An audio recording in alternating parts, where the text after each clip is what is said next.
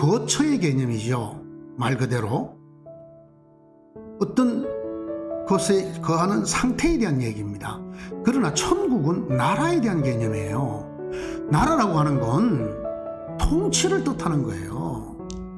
그래서 정확하게 기독교가 말하는 구원을 받는다는 건 천당에 간다가 아니라 천국에 들어간다예요.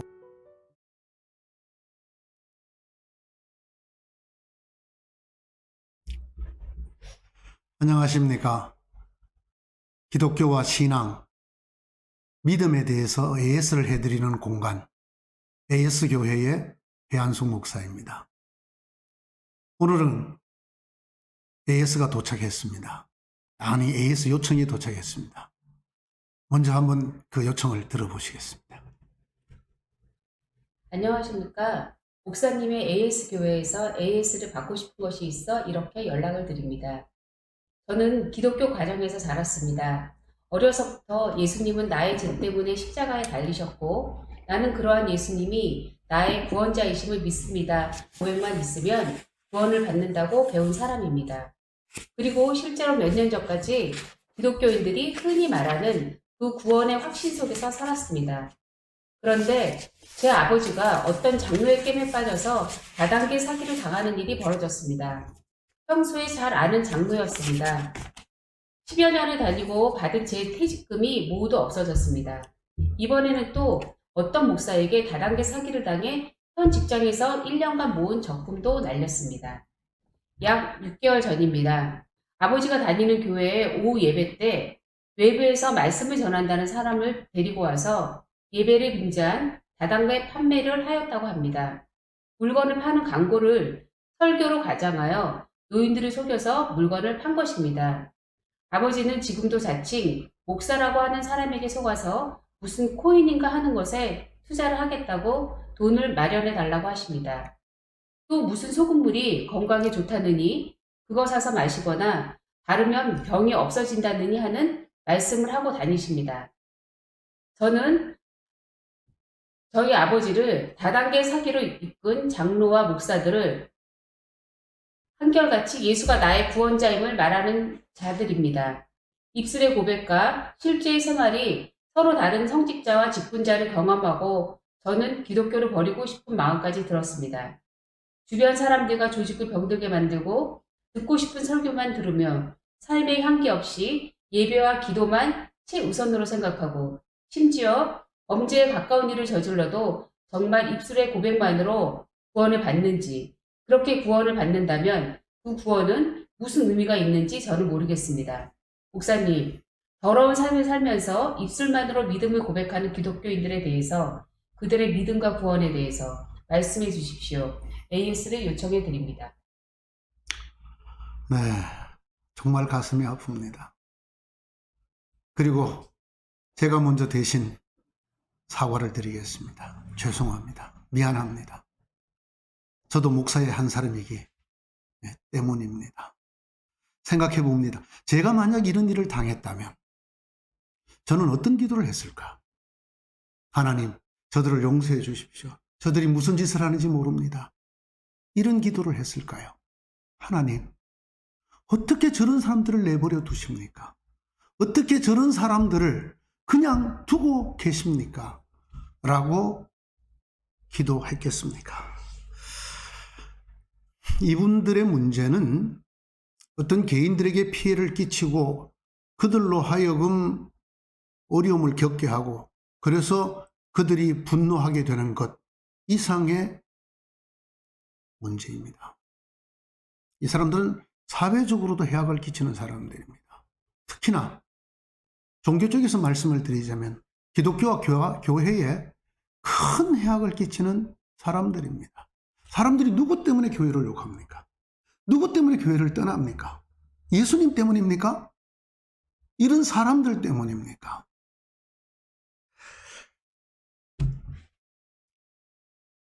이 일은 분명히 죄이고 악입니다. 그리고 이런 사람이 심판받지 않습니까? 왜 이런 사람은 심판받지 않습니까? 라고 제게 물으신다면 제가 분명히 말씀드립니다. 심판받습니다.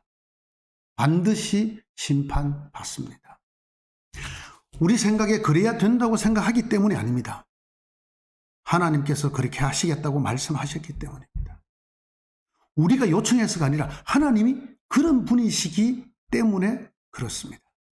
성경이 분명히 말합니다. 악을 행하는 자는 하나님을 뵙지 못한다. 악한 일을 행한 자는 심판의 부활로 나온다. 하나님께서는 각 사람이 행한 대로 보응하신다. 악을 행하는 사람은 그 영에는 환난과 공고가 있을 것이다. 인간이 한번 죽는 것은 정한이 지고 그 다음에는 심판이 있다. 그 심판대에 서면 각각 그 몸으로 행한 것을 따라 심판을 받는다. 이것이 성경의 말씀입니다. 먼저 질문하신 분에게 위로를 드립니다. 성경이 이렇게 말씀하십니다. 그러므로 악을 행하는 자들 때문에 불평하지 말아라. 내가 있다는 것입니다. 하나님께서. 그리고 그 불의를 행하는 자들을 시기하지 말아라. 나 하나님이 그들을 비웃는다. 그들의 마지막 때 심판을 받을 날이 다가오고 있음을 본다. 그리고 한 가지 더. 나는 지금까지 어려서부터 늙기까지 의인이 버림을 받거나 그의 자손이 걸식함을 본 적이 없다. 시편 37편에 나오는 말씀입니다. 다시 말씀드리지만 하나님께서는 반드시 이런 사람들을 심판하십니다. 다만 이 질문이 하나님의 구원과 관계되어서 이 얘기가 진행되어질 때 이 얘기는 조금 달라집니다. 이 이야기가 제 생각에는 기독교의 핵심적인 내용 중에 하나라고 생각합니다만은 많은 분들은 어쩌면 이것을 쉽게 받아들이지 못하는 기독교가 가르치고 있는 여러 가지 것들 중에서 쉽게 수용할 수 없는 어떤 난맥상의 하나가 될 수도 있다고 생각을 합니다. 우선 이 AS를 하신 분의 질문을 요약해 보겠습니다. 이런 이야기죠. 삶이 없는 삶과 무관한 입술만의 고백으로 구원을 받을 수 있는가? 핵심은 삶과 고백과 구원이라고 생각해 보았습니다. 그리고 그것의 연관성이라고 생각을 해 보았습니다. 제가 답을 하기 전에 제가 여러분께 먼저 질문을 하나 드려보겠습니다. 앞서 말한 삶과 고백과 구원 중에 여러분에게 우선순위를 매기라고 한다면 여러분 어느 것이 제일 앞으로 옵니까? 어느 것이 가장 먼저고 가장 중요하고 또 가장 큽니까? 자, 삶입니까? 고백입니까? 구원입니까? 이 세 가지를 영역을 나누어 보면 삶과 고백이라고 하는 것은 우리의 영역이죠. 인간의 영역입니다. 그러나 구원이라는 말은 신의 영역이죠. 하나님의 영역입니다. 먼저 우리 인간의 영역부터 한번 생각해 보십시다. 여러분, 삶과 고백 중에 무엇이 더 중요합니까? 여러분 생각에는 무엇이 더 우선이라고 생각합니까? 우선되어야 된다고 생각하십니까?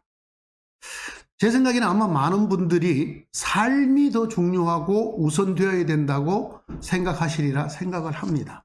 왜냐하면 삶과 고백, 아무리 봐도 고백은 삶의 한 부분 정도일 것 같기 때문입니다. 자, 그럼 삶이 먼저 앞으로 나옵니다. 그 다음에 고백이 나옵니다. 여기에 우리의 영역이 아닌 구원을 한 번 더 보태보십시다. 순서가 어떻게 되겠습니까? 여러분들은 어떻게 우선순위를 매기겠습니까? 구원입니까? 삶입니까? 고백입니까? 여러분, 이 질문에 대한 대답에 따라 기독교를 보는 시각이 달라집니다. 기독교를 대하는 시각이 결정된다 그 말입니다. 삶을 제일 중요시 여기는 분에게는 그런 분은 하나님을 언제나 인간 쪽에서 하나님을 바라보는 사람이에요. 인간의 어떤 것들을 통해서 하나님을 본다 그 말입니다. 그러나 만약에 구원이 가장 중요하다. 삶도 고백도 중요하지만 그보다 구원이 가장 먼저 중요하다고 하시는 분들은 신의 쪽 영역에서 인간의 영역을 들여다보는 사람들입니다. 이 두 시각에는 차이가 있습니다.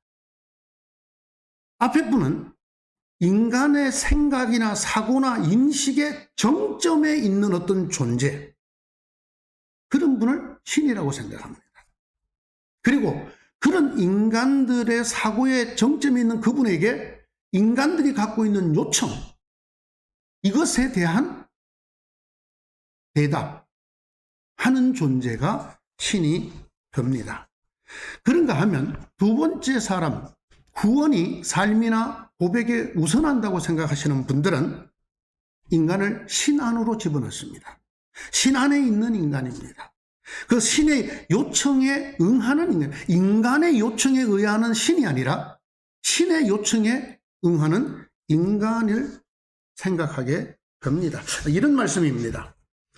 인간의 삶이 가장 먼저고 가장 중요한 사람에게 신이란 인간의 요청대로 인간의 삶을 심판해야 합니다. 그러나 구원이 가장 먼저고 가장 중요한 사람에게 신이란 신의 뜻대로 인간을 구원합니다. 그런 존재가 되면 됩니다. 여러분, 이 질문에 대해서 성경은 뭐라고 말하고 있을까요? 사실 제가 드린 이 질문에는 함정이 있습니다. 성경이 뭐라고 말하느냐라는 질문에는 벌써 하나님 쪽에서 인간을 보는 이것이 전제되어 있기 때문입니다. 여러분은 이런 성경의 전제를 수용하실 수 있겠습니까? 얘기를 좀 더 진행해 보겠습니다. 영화 이야기입니다. 여러분 혹시 밀양이라는 영화를 아십니까? 2007년도에 이창동 감독님이 만드신 영화라고 되어 있군요. 이 제목인 밀양, 실제로 우리나라에 있는 도시 이름이죠. 한자로는 빽빽할 밀 또는 은밀할 밀, 그리고 볕 양자를 쓰는 동네 이름입니다. 은밀한 빛. 감독님께서 이 영화를 만들 때 영화 제목을 Secret Sunshine, 은밀한 햇빛이라고 하셨더군요. 뭐 다들 잘 아시는 영화지만 줄거리를 조금 살펴보겠습니다. 사고로 남편을 잃었습니다. 아이를 데리고 남편의 고향이었던 밀양으로 내려온 여인이 있었습니다. 이 여인은 자존심이 무척 셌습니다. 문제는 가진 것이 없는데도 불구하고 많은 것을 가진 사람인 것처럼 행세했다는 것입니다. 여기저기 땅을 보러 다닌다든지. 이것이 그만 화를 불러옵니다. 그의 아들이 다니던 학원에서 납치가 됩니다. 그리고 살해당합니다. 그 학원 원장 선생님이 범인이었지요. 잡혀서 감옥에 가게 됩니다. 여인은 이 사건으로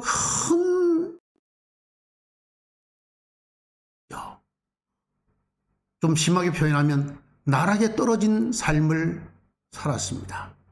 그러다가 기독교로 귀하게 됩니다.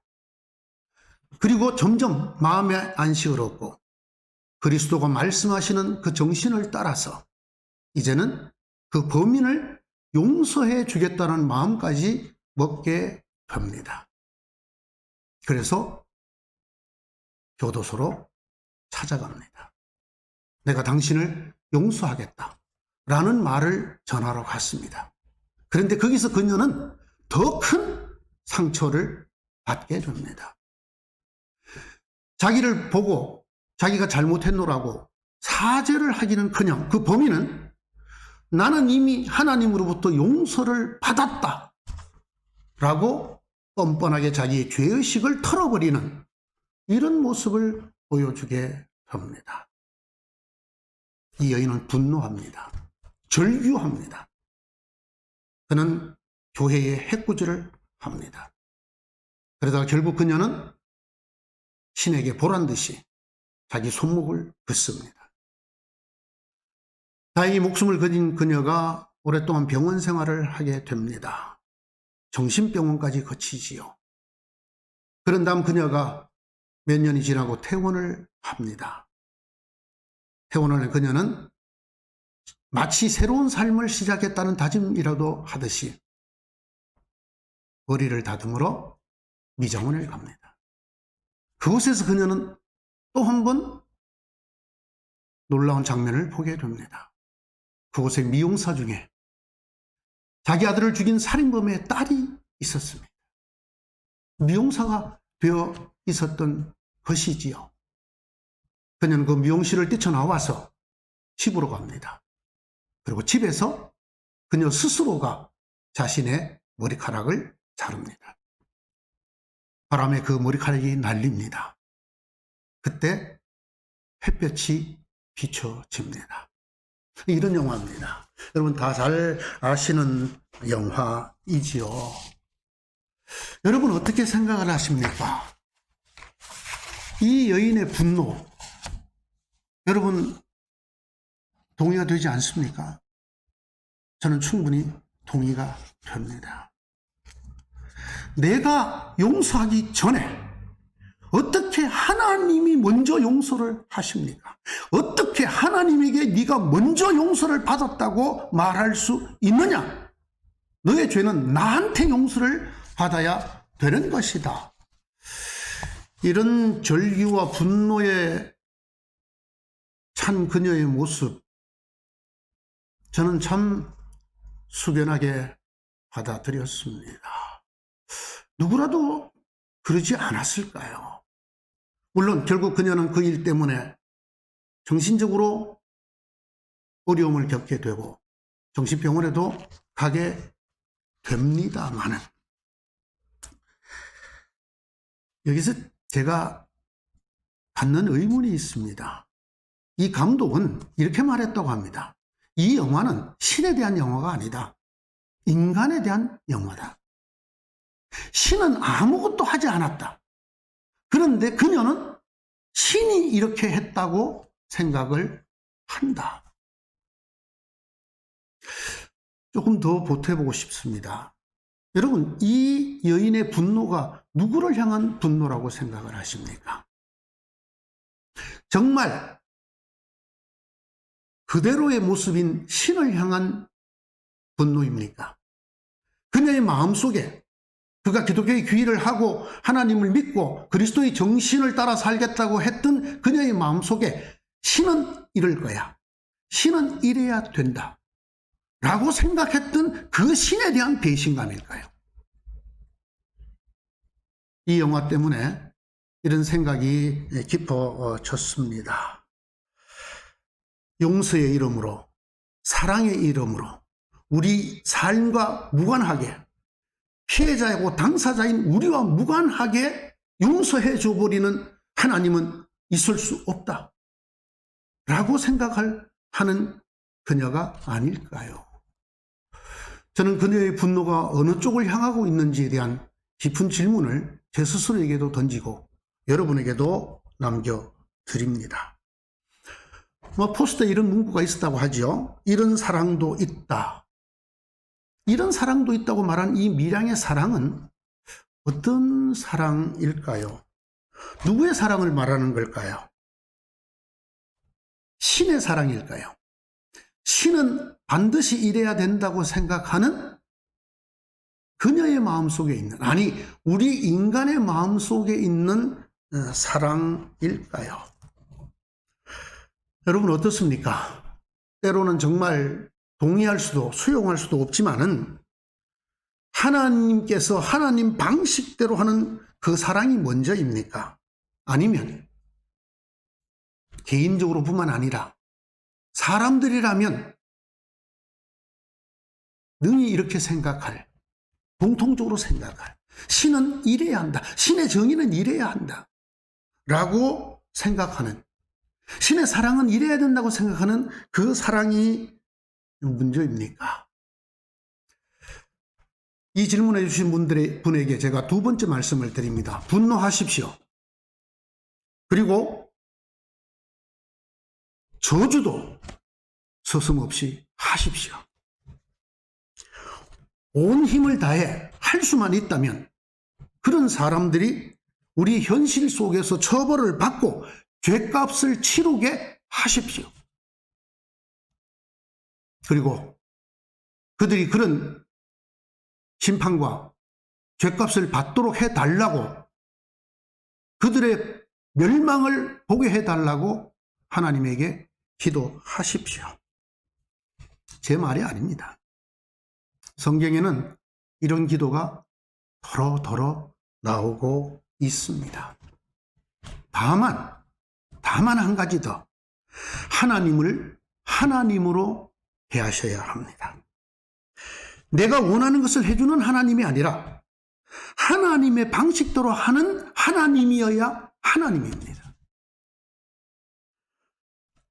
다시 말씀드리지만 하나님은 악을 행하는 사람들을 반드시 심판하십니다. 그냥 두지 않으십니다. 예수 그리스도는 구원자이시기만 한 것이 아닙니다. 그는 심판자이시기도 합니다. 여러분은 기독교가 말하는 십자가를 어떻게 보십니까? 어떤 죄인도, 어떤 죄도 무조건적으로 용서해주는 사랑으로만 보입니까?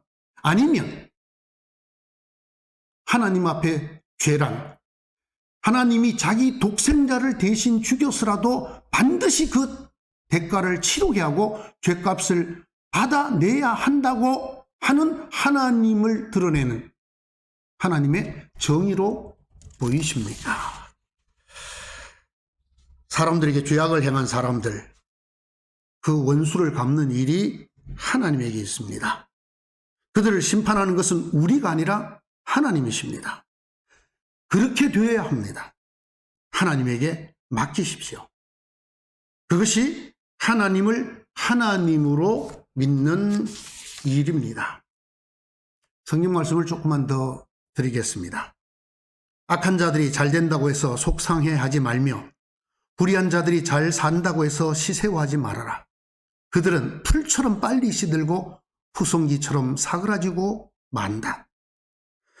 가는 길이 언제나 평탄하다고 자랑하는 자들과 악한 계획도 언제나 이룰 수 있다는 자들 때문에 마음 상해하지 마라. 노여움을 버려라. 격분을 가라앉혀라. 불평하지 마라. 다만 이런 것들은 오히려 악으로 기울어질 뿐이다. 진실로 악한 자들은 뿌리째 뽑히고 말 것이다. 여러분, 시편 37편이라는 성경을 꼭 한번 읽어 보시기를 권합니다. 사랑하는 여러분, 여러분은 스스로 원수를 갚지 말고 그 일을 하나님의 진노하심에 맡기십시오. 성경에도 기록하기를 원수 갚는 것은 내가 할 일이니 내가 갚겠다고 하나님께서 말씀하신다 하셨습니다. 아직 질문이 남은 것 같습니다. 입술만의 고백, 그리고 구원. 그 둘의 상관관계에 대한 이야기지요. 먼저 구원을 좀 얘기해 보려고 합니다. 여러분, 구원이 뭡니까? 천당 가는 겁니까? 천당은 어떤 곳입니까? 걱정도 없고 고통도 없고 눈물도 없고 영원히 편하고 가장 행복하고 가장 기쁘고 그렇게 사는 곳이 천당입니까? 맞습니까? 기독교도 그런 천당을 가는 것이 구원이라고 말한다고 믿으십니까?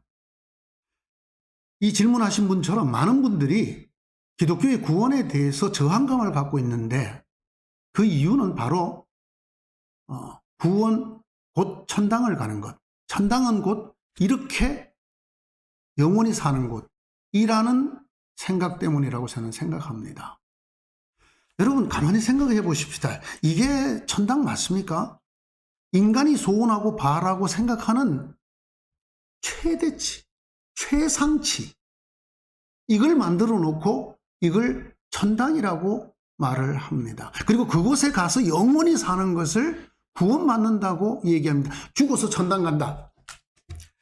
여러분, 근데 성경은 천당이 아니라 천국이라는 말을 쓰고 계시는 거 아십니까? 천국과 천당은 같은 말 아닙니까? 아니에요. 같은 말이 아니에요. 천당은 거처의 개념이죠. 말 그대로 어떤 것에 거하는 상태에 대한 얘기입니다. 그러나 천국은 나라에 대한 개념이에요.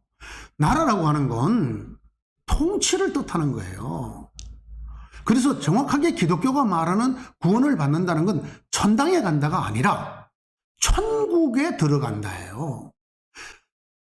그렇게 좋은 곳에 가는 것이 아니라 하나님의 통치 안으로 들어간다라는 뜻입니다. 하나님의 통치가 어떤 곳인지 우리가 그냥 상상하는, 인간이 소원하는 그것의 극대치를 천국이라고 말합니까? 하나님의 통치가 어떤 곳일까요? 여러분, 우선 이 생각을 좀 머리에 넣어 두셔야 될 거라고 생각을 합니다. 하나 더 얘기를 하죠.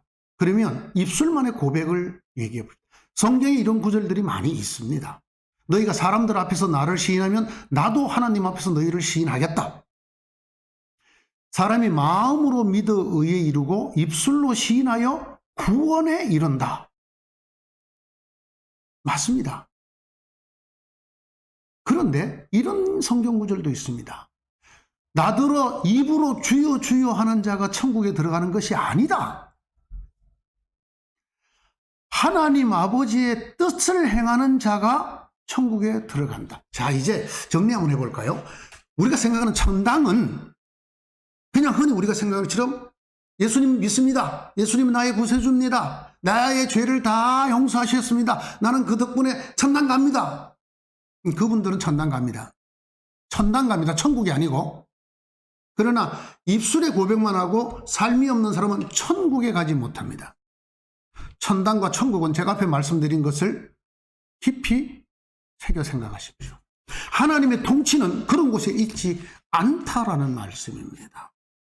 여러분, 사실 우리가 흔히 기독교에서 듣는 입술로 고백하면 구원에 이른다라고 인용하는 그 말씀이 로마서라는 성경 10장 10절에 나오는데요. 거기에 전제가 붙어 있다는 거 아십니까? 무슨 전제인지 아십니까? 마음으로 믿으면이 먼저입니다. 이 마음으로 믿는다는 말을 깊이 생각을 해야 됩니다. 여러분, 마음으로 믿지 않아서 정말 자기가 완전히 그렇다고 생각하고 그 믿음에 따라서 변하지 않고 입술만으로 드리는 고백을 말하는 말이 아니란 뜻입니다. 여러분, 녹음을 해서 그걸 틀면 하나님, 나는 하나님을 믿습니다. 나는 예수님 때문에 구원받는 걸 믿습니다. 그렇게 말하면 내 마음으로 예수님을 믿으면 나는 예수님의 통치에 들어간다. 하나님이 다스리는 통치에 들어간다. 그것을 위해서 예수가 이 땅에 오셨다. 그 통치는 아들을 죽여서라도 죄를 없애시는 그런 하나님의 통치로 들어간다라고 하는 것을 믿고 하는 고백입니까? 아니면 그냥 이렇게 말하면 구원 받는다며? 여러분, 그건 아닙니다. 성경이 그런 말씀을 우리에게 가르치려고 하신 말씀이 아닙니다. 흔히 소위 구원의 확신에 대해서 말씀하시는 목사님들이 또는 성도들이 잘 쓰는 성경이 한 구절 더 있습니다. 그건 고린도전서에 나오는 말씀입니다. 고린도전서 12장 3절에 나옵니다. 누구든지 하나님이 도우셔서 하나님이 영이 역사하지 않고는 예수님인 나의 구주십니다 라고 고백할 수 없다라는 말입니다. 이 말을 들이댑니다. 봐라, 내가 입술로 예수님이 나의 구주라고 말하는 것이 곧 성령의 힘이지 않느냐. 이분들이 꼭 읽으셔야 될 구절이 있습니다. 그건 뭐냐면 요한복음입니다. 요한복음 14장과 16절에 성령에 대해서 자세히 설명을 합니다. 거기서 성령을 뭐라고 말하는지 아십니까? 진리의 영이다라고 말합니다. 그 진리의 영이 오셔서 예수님의 말씀이 무슨 뜻인지를 깨닫게 해주시고 그 결과 하나님이 말씀하시는 하나님의 나라에 대해서 믿음을 갖게 하신다. 그 믿음에 위해서 예수님이 바로 그런 구세주요 심판주라고 고백할 때 우리는 하나님의 통치에 들어간다. 이런 말씀인 것입니다. 질문에 대한 답을 하지요. 이런 사람들 구원받습니까? 받습니다. 어떻게 하면 받는가요? 그들이 하나님의 통치에 들어간다고 믿고 고백을 했으면 구원을 받습니다. 그 구원은 하나님의 통치로 들어가는 걸 말합니다. 그러나 이런 사람들 천당 못 갑니다. 성경이 말하는 구원은 천당이 아니기 때문입니다. 내가 입술로 말만 하면 그런 곳에 가서 영원히 희희낙낙 유쾌하고 즐겁고 기쁘게 산다가 아닙니다. 그런 천당은 성경에 없습니다. 그러므로 이 질문이 만약에 이렇게 말하는 사람들이 천당 갈 수 있습니까? 라고 묻는다면 못 갑니다. 그런 천당이 없기 때문입니다. 그러나 이런 사람들도 하나님의 심판을 포함한 하나님의 통치에 들어갈 수 있습니까? 그것은 가능합니다. 물론 그 영역은 우리 인간의 영역은 아닙니다. 그러나 그렇게 정말로 마음으로 하나님의 통치와 그 하나님의 통치를 위한 예수 그리스도의 존재를 믿으면, 그래서 입술로 고백을 했다면 하나님의 통치에 들어갈 것입니다. 하나님의 통치에 들어간다는 얘기를 했을 때 우리가 착각을 하는 게 있어요. 그게 뭐냐 하면 하나님이 통치에 들어간다는 거나 천당에 간다는 거나 그 말이 그 말 아닙니까? 아니에요. 저는 아니라고 생각해요. 왜냐하면 여러분, 대한민국에 사는 사람이 다 똑같은 수준의 삶을 삽니까? 연쇄살인범도 있습니다. 예? 정말 파렴치범도 있습니다. 유아를 죽인 사람들도 있습니다. 이 사람들도 대한민국 사람입니까? 아닙니까? 대한민국 사람들로서 대한민국의 통치를 받습니까? 안 받습니까? 받습니다. 그렇죠? 하나님의 통치를 받는다고 하는 것은 하나님이 주시는 융숭한 대접, 천당 같은 삶을 누리게 된다라는 뜻으로 왜 받아들이십니까? 그렇지 않습니다. 이 땅에는 존경받고 사랑받고 다른 사람들에게 유익함을 주고 이런 사람들도 있습니다. 그 사람들도 대한민국 국민입니다. 대한민국의 통치를 받습니다. 그러나 사형언도를 받고 또는 무기징역을 받고 또는 저 사람을 절대로 석방시키면 안 된다고 온 나라가 벌떼같이 일어나게 만드는 그런 흉악범들도 대한민국의 통치를 받습니다. 그 통치가 어떤 통치냐가 다르지 않습니까? 삶이 없는 입술만의 고백, 그들도 하나님의 통치에 들어갈 수 있다고 해서 그것이 천당 같은 삶을 누리게 해준다는 얘기가 아니라는 사실을 기억을 하셔야 여러분 마음속에 있는 분노가 조금이라도 누그러질 수 있을 거라고 생각을 합니다. 아니, 우리가 그래야 된다기 때문이 아닙니다. 성경이, 하나님이 그렇게 말씀하시기 때문입니다. 이런 사람 구원받을 수 있습니까?